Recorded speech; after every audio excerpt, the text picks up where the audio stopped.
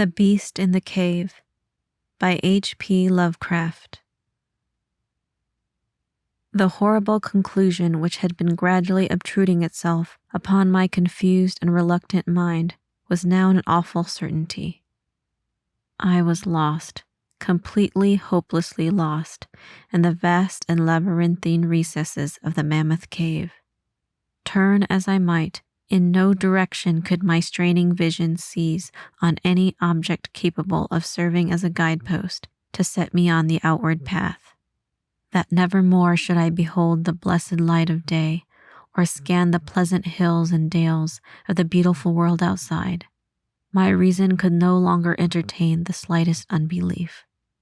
Hope had departed.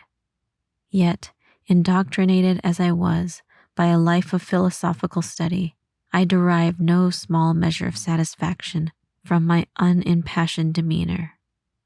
For although I had frequently read of the wild frenzies into which were thrown the victims of similar situations, I experienced none of these, but stood quiet as soon as I clearly realized the loss of my bearings. Nor did the thought that I had probably wandered beyond the utmost limits of an ordinary search cause me to abandon my composure, even for a moment. If I must die, I reflected, then was this terrible yet majestic cavern as welcome a sepulchre as that which any churchyard might afford, a conception which carried with it more of tranquillity than of despair. Starving would prove my ultimate fate, of this I was certain. Some, I knew, had gone mad under circumstances such as these, but I felt that this end would not be mine. My disaster was the result of no fault save my own, since unbeknownst to the guide, I had separated myself from the regular party of sightseers, and wandering for over an hour in forbidden avenues of the cave, had found myself unable to retrace the devious windings which I had pursued since forsaking my companions. Already my torch had begun to expire. Soon I would be enveloped by the total and almost palpable blackness of the bowels of the earth. As I stood in the waning, unsteady light, I idly wondered over the exact circumstances of my coming end. I remembered the accounts which I had heard of the colony of consumptives, who, taking their residence in this gigantic grotto, to find health from the apparently salubrious air of the underground world, with its steady uniform temperature, pure air, and peaceful quiet, had found, instead, death in strange and ghastly form. I had seen the sad remains of their ill-made cottages as I passed them by with the party, and had wondered what unnatural influence a long sojourn in this immense and silent cavern would exert upon one as healthy and as vigorous as I. Now, I grimly told myself, my opportunity for settling this point had arrived, provided that want of food should not bring me too speedy a departure from this life. As the last fitful rays of my torch faded into obscurity, I resolved to leave no stone unturned, no possible means of escape neglected. So summoning all the powers possessed by my lungs, I set up a series of loud shoutings in the vain hope of attracting the attention of the guide by my clamor. Yet, as I called, I believed in my heart that my cries were to no purpose, and that my voice, magnified and reflected by the numberless ramparts of the black maze about me, fell upon no ears save my own. All at once, however, my attention was fixed with a start as I fancied that I heard the sound of soft approaching steps on the rocky floor of the cavern. Was my deliverance about to be accomplished so soon? Had then all my horrible apprehensions been for naught, and was the guide, having marked my unwarranted absence from the party, following my course and seeking me out in this limestone labyrinth? Whilst these joyful queries arose in my brain, I was on the point of renewing my cries in order that my discovery might come the sooner, when in an instant my delight was turned to horror as I listened.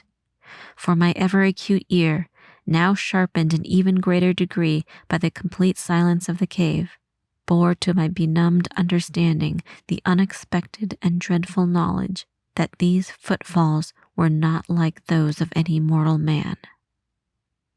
In the unearthly stillness of this subterranean region, The tread of the booted guide would have sounded like a series of sharp and incisive blows. These impacts were soft and stealthy, as of the padded paws of some feline.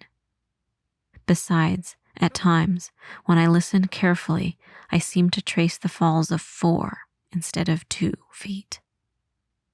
I was now convinced that I had, by my cries, aroused and attracted some wild beast, perhaps a mountain lion which had accidentally strayed within the cave.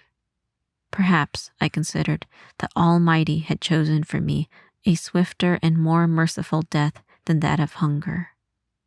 Yet the instinct of self-preservation, never wholly dormant, was stirred in my breast, and though escape from the oncoming peril might but spare me for a sterner and more lingering end, I determined nevertheless to part with my life at as high a price as I could command. Strange as it may seem, my mind conceived of no intent on the part of the visitor save that of hostility. Accordingly, I became very quiet, in the hope that the unknown beast would, in the absence of a guiding sound, lose its direction as had I, and thus pass me by. But this hope was not destined for realization, for the strange footfalls steadily advanced, the animal evidently having obtained my scent, which in an atmosphere so absolutely free from all distracting influences as is that of the cave, could doubtless be followed at great distance. Seeing, therefore, that I must be armed for defense against an uncanny and unseen attack in the dark, I grouped about me the largest of the fragments of rock which were strewn upon all parts of the floor of the cavern in the vicinity, and grasping one in each hand for immediate use, awaited with resignation the inevitable result. Meanwhile, the hideous pattering of the paws drew near. Certainly, the conduct of the creature was exceedingly strange. Most of the time, the tread seemed to be that of a quadruped, walking with a singular lack of unison betwixt hind and 4 feet, yet at brief and infrequent intervals I fancied that but 2 feet were engaged in the process of locomotion. I wondered what species of animal was to confront me. It must, I thought, be some unfortunate beast who had paid for its curiosity to investigate one of the entrances of the fearful grotto with a lifelong confinement in its interminable recesses. It doubtless obtained as food the eyeless fish, bats, and rats of the cave, as well as some of the ordinary fish that were wafted in at every freshet of Green River, which communicates in some occult manner with the waters of the cave. I occupied my terrible vigil with grotesque conjectures of what alterations cave life might have wrought in the physical structure of the beast, remembering the awful appearances ascribed by local tradition to the consumptives who had died after long residence in the cavern. Then I remembered with a start that even should I succeed in killing my antagonist, I should never behold its form, as my torch had long since been extinct, and I was entirely unprovided with matches. The tension on my brain now became frightful. My disordered fancy conjured up hideous and fearsome shapes from the sinister darkness that surrounded me, and that actually seemed to press upon my body. Nearer and nearer, the dreadful footfalls approached. It seemed that I must give vent to a piercing scream. Yet, had I been sufficiently irresolute to attempt such a thing, my voice could scarce have responded. I was petrified, rooted to the spot. I doubted if my right arm would allow me to hurl its missile at the oncoming thing when the crucial moment should arrive. Now the steady pat, pat of the steps was close at hand. Now, very close. I could hear the labored breathing of the animal, and terror-struck as I was, I realized that it must have come from a considerable distance, and was correspondingly fatigued. Suddenly the spell broke. My right hand, guided by my ever-trustworthy sense of hearing, threw with full force the sharp-angled bit of limestone which it contained, toward that point in the darkness from which emanated the breathing and pattering, and wonderful to relate, it nearly reached its goal, for I heard the thing jump, landing at a distance away where it seemed to pause. Having readjusted my aim, I discharged my second missile, this time most effectively, for with a flood of joy, I listened as the creature fell in what sounded like a complete collapse, and evidently remained prone and unmoving. Almost overpowered by the great relief which rushed over me, I reeled back against the wall. The breathing continued in heavy, gasping inhalations and expirations, whence I realized that I had no more than wounded the creature. And now all desire to examine the thing ceased. At last, something allied to ground superstitious fear had entered my brain, and I did not approach the body, nor did I continue to cast stones at it in order to complete the extinction of its life. Instead, I ran at full speed in what was, as nearly as I could estimate in my frenzied condition, the direction from which I had come. Suddenly I heard a sound, or rather, a regular succession of sounds. In another instant, they had resolved themselves into a series of sharp metallic clicks. This time there was no doubt. It was the guide. And then I shouted, yelled, screamed, even shrieked with joy as I beheld in the vaulted arches above the faint and glimmering effulgence which I knew to be the reflected light of an approaching torch. I ran to meet the flare, and before I could completely understand what had occurred, was lying upon the ground at the feet of the guide, embracing his boots and gibbering despite my boasted reserve in most meaningless and idiotic manner, pouring out my terrible story, and at the same time overwhelming my auditor with protestations of gratitude. At length I awoke to something like my normal consciousness. The guide had noted my absence upon the arrival of the party at the entrance of the cave, and had, from his own intuitive sense of direction, proceeded to make a thorough canvass of the by-passages just ahead of where he had last spoken to me, locating my whereabouts after a quest of about 4 hours. By the time he had related this to me, I, emboldened by his torch and his company, began to reflect upon the strange beast which I had wounded but a short distance back in the darkness, and suggested that we ascertain, by the rushlight's aid, what manner of creature was my victim. Accordingly, I retraced my steps, this time with a courage born of companionship, to the scene of my terrible experience.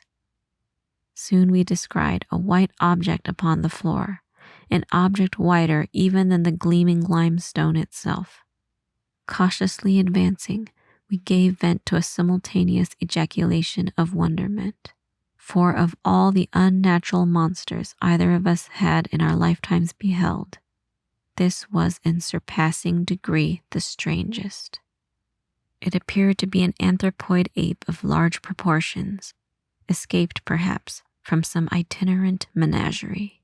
Its hair was snow white, a thing due, no doubt, to the bleaching action of a long existence within the inky confines of the cave. But it was also surprisingly thin, being indeed largely absent save on the head, where it was of such length and abundance that it fell over the shoulders in considerable profusion. The face was turned away from us, as the creature lay almost directly upon it. The inclination of the limbs was very singular, explaining, however, the alternation in their use which I had before noted, whereby the beast used sometimes all 4, and other occasions but 2 for its progress. From the tips of the fingers or toes, long nail-like claws extended. The hands or feet were not prehensile, a fact that I ascribed to that long residence in the cave, which, as I before mentioned, seemed evident from the all-pervading and almost unearthly whiteness, so characteristic of the whole anatomy. No tail seemed to be present. The respiration had now grown very feeble, and the guide had drawn his pistol with the evident intent of dispatching the creature, when a sudden sound emitted by the latter caused the weapon to fall unused. The sound was of a nature difficult to describe. It was not like the normal note of any known species of simian, and I wondered if this unnatural quality were not the result of a long continued and complete silence, broken by the sensations produced by the advent of the light, a thing which the beast could not have seen since its first entrance into the cave. The sound, which I might feebly attempt to classify as a kind of deep-toned chattering, was faintly continued. All at once, a fleeting spasm of energy seemed to pass through the frame of the beast. The paws went through a convulsive motion and the limbs contracted. With a jerk, the white body rolled over so its face was turned in our direction. For a moment, I was so struck with horror at the eyes thus revealed that I noted nothing else. They were black, those eyes, deep, jetty black, in hideous contrast to the snow-white hair and flesh. Like those of other cave denizens, they were deeply sunken in their orbits and were entirely destitute of iris. As I looked more closely, I saw that they were set in a face less prognathous than that of the average ape and infinitely more hairy. The nose was quite distinct.